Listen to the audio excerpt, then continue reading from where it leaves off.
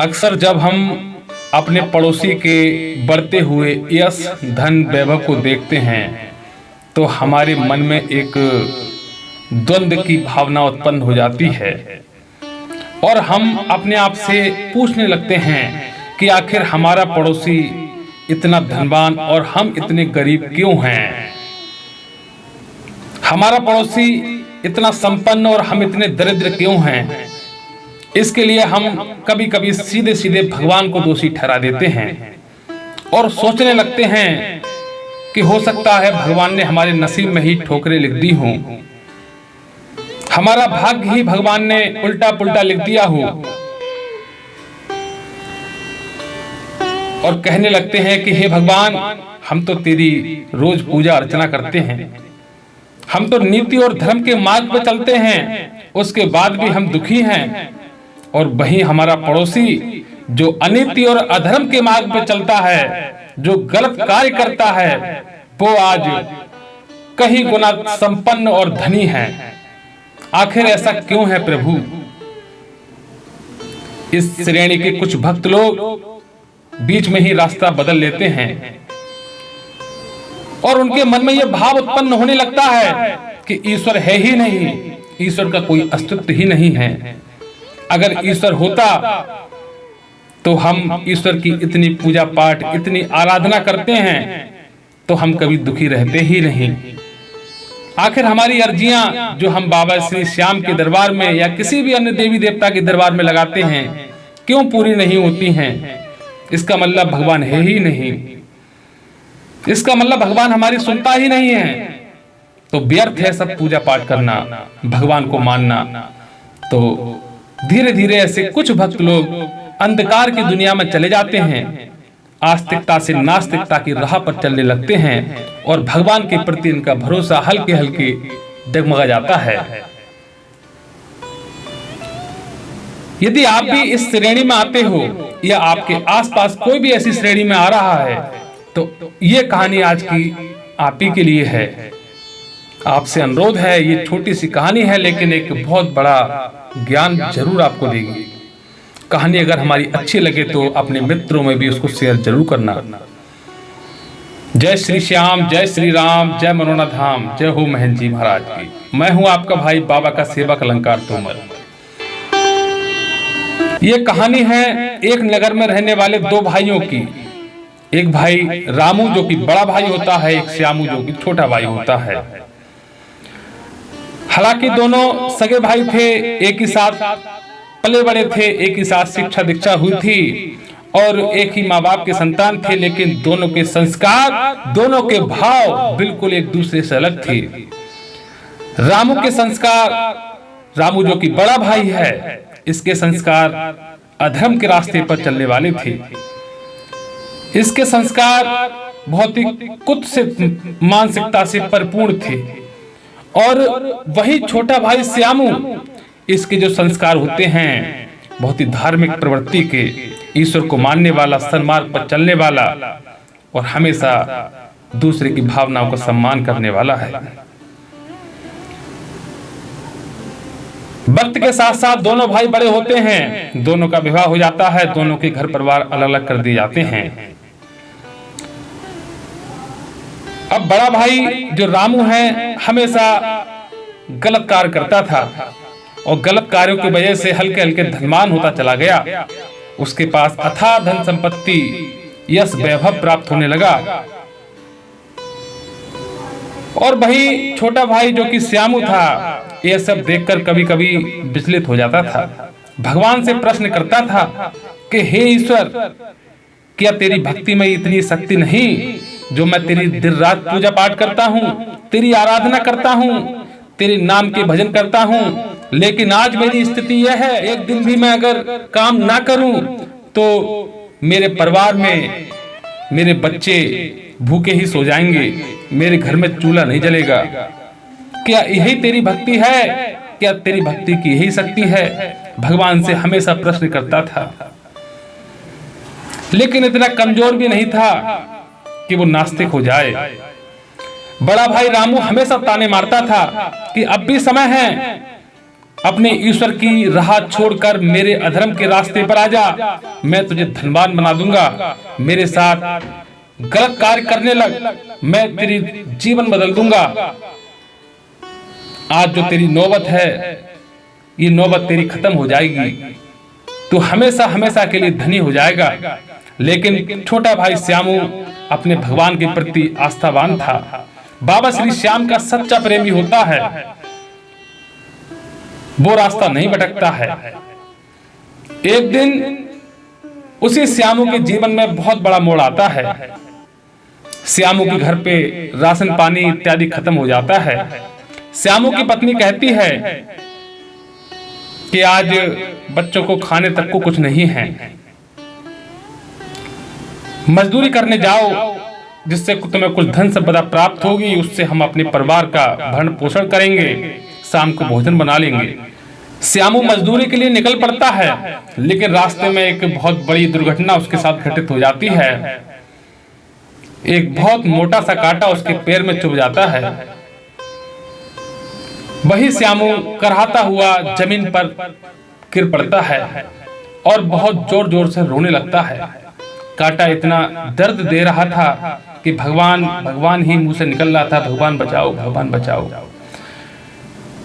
हे मेरे श्याम, ये क्या हो गया आज मेरे साथ? मैं तो मजदूरी के लिए जा रहा था, अपने बच्चों के भरण पोषण के लिए निकल रहा था, लेकिन इतना विशाल का कांटा मेरे पैर में चुभ गया, अब तो आज मजदूरी भी नहीं होगी। उधर से बड़ा भाई जो रामू है वो अपने घोड़ी से आ रहा था, और जैसे ही उसने छोटे भाई को पड़ा हुआ देखा, जोर जोर से हंसने लगा, उपहास उड़ाने लगा। वाह, यही तेरी भक्ति है, यही तेरी भक्ति की शक्ति है। जोर जोर से हंसता है, मजाके बनाने लगता है। थोड़ी ही देर में जो बड़ा भाई रामू है, उसकी नजर अपने छोटे भाई श्यामू के पास पड़ी हुई एक मुद्रा पे पड़ती है, स्वर्ण मुद्रा।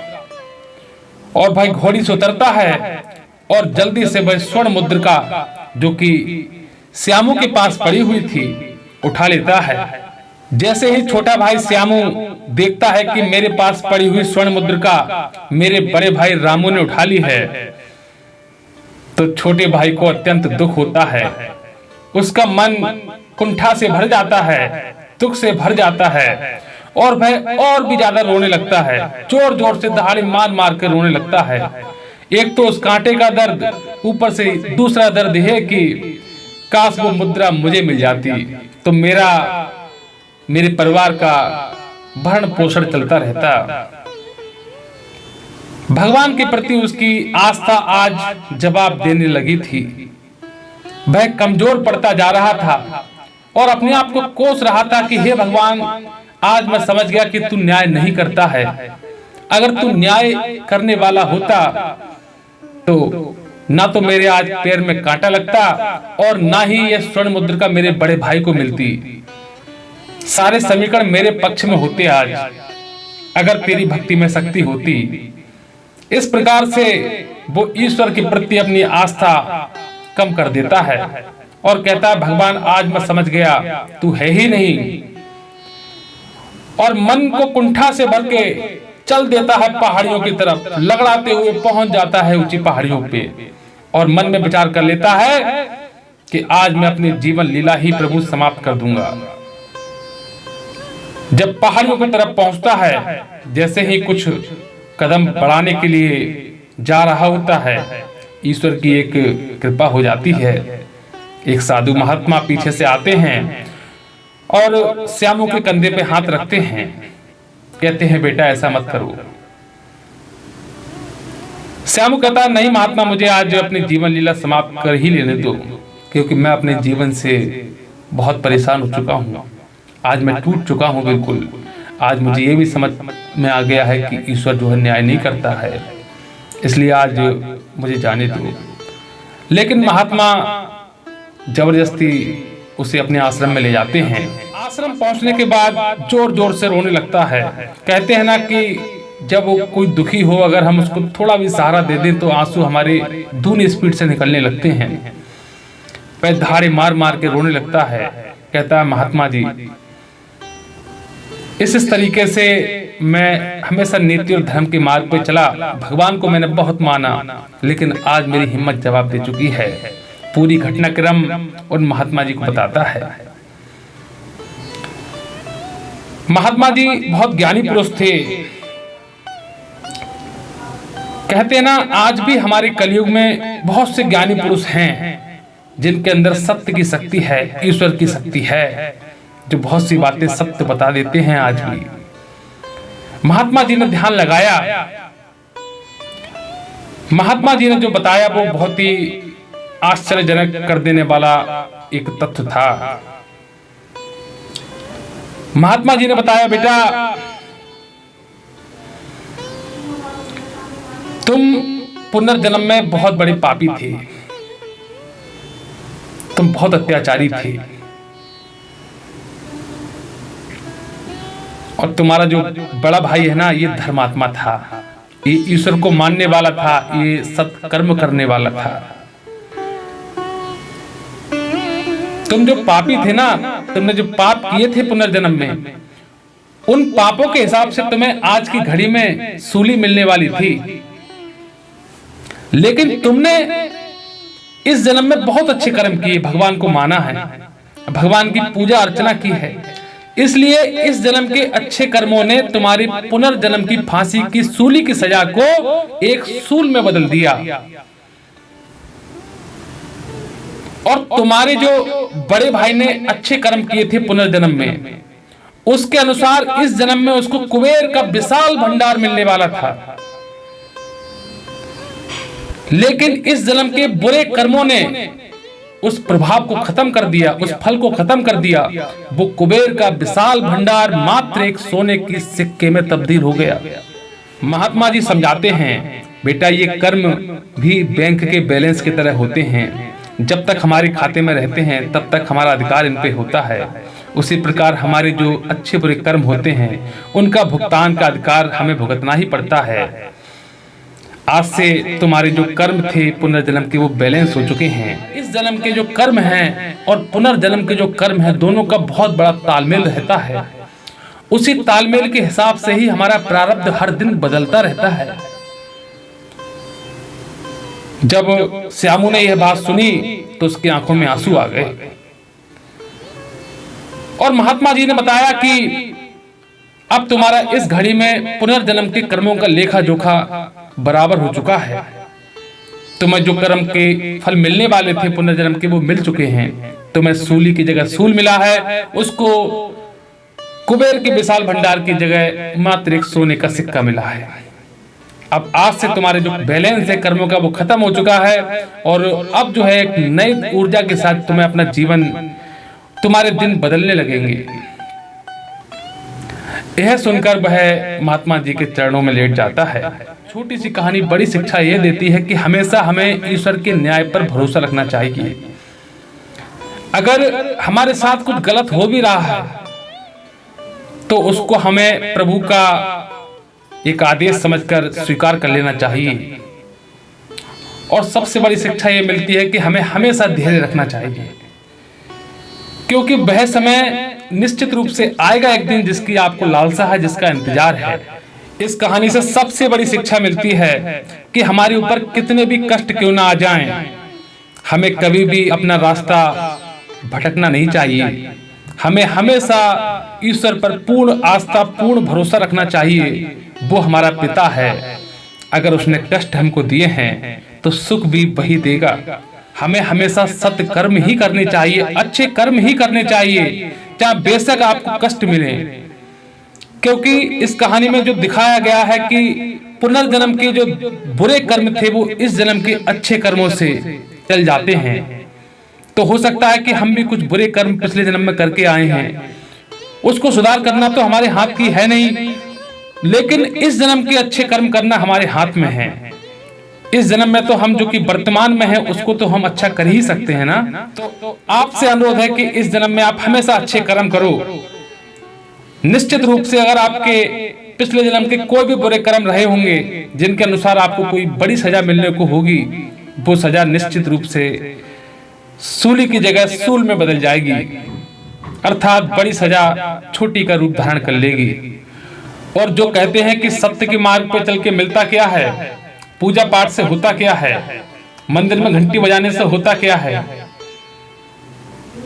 तो आप समझ लो भगवान केवल हमको ऐसे लोगों को दिखाता है जो अधर्म के रास्ते पर चल रहे होते हैं, जो पूर्ण रूप से संपन्न होते हैं, 4 नौकर चाकर उनके घर में होते हैं, 36 गाड़ियां उनके आगे पीछे घूम रही होती हैं। तो भगवान हमको दिखाता है कि देखो अधर्म के रास्ते पर चलने से सुख मिलता है, तुम भी चले जाओ। हमको उकसाता है भगवान, लेकिन अगर हम उकसावे में आ गए तो समझो उसकी परीक्षा में फेल हो जाते हैं। और उकसावे में नहीं आए, हमने कहा नहीं भगवान, चाहे कष्ट कितना भी मिले हम रहेंगे आप ही के रास्ते पे और करेंगे सत्कर्म ही, तो वही बच्चा ईश्वर का प्रिय हो जाता है। उसी बच्चे को भगवान अपने दिव्य वरदान दे देता है, क्योंकि मुफ्त में तो मिट्टी भी नहीं मिलती। अगर आपको ईश्वर की कृपा प्राप्त करनी है, ईश्वर का प्यार प्राप्त करना है, तो भाई परीक्षाओं से गुजरना पड़ेगा। अगर आपकी बेशक मनोकामनाएं पूरी ना हो रही हो और फिर भी आप ईश्वर का गुणगान कर रहे हो, कह रहे हो कि हमारी भगवान ने सब कुछ मनोकामनाएं पूरी कर दी, ईश्वर बहुत दयालु है, तो ये भी क्रेडिट आपके खाते में जाता है। ईश्वर परखता है आपको, देखता है आपको। अगर मैं अपने बच्चों को ये चीज ना भी दूं तो वो मेरी बुराई कर रहा है या मेरी अच्छाई कर रहा है। तो कभी भी बुराई मत करना ईश्वर की, हमेशा पॉजिटिव थॉट रखना कि हाँ सब अच्छा चल रहा है, ईश्वर ने सब कुछ दिया हमारे लिए। ये भी एक प्रकार की परीक्षा भगवान हमसे लेता है कि हम ईश्वर के प्रति हमारी थॉट क्या है, ईश्वर के प्रति हम कितने आस्थावान हैं, कितने सकारात्मक हैं। तो प्यारे साथियों, कैसी लगी आपको ये कहानी?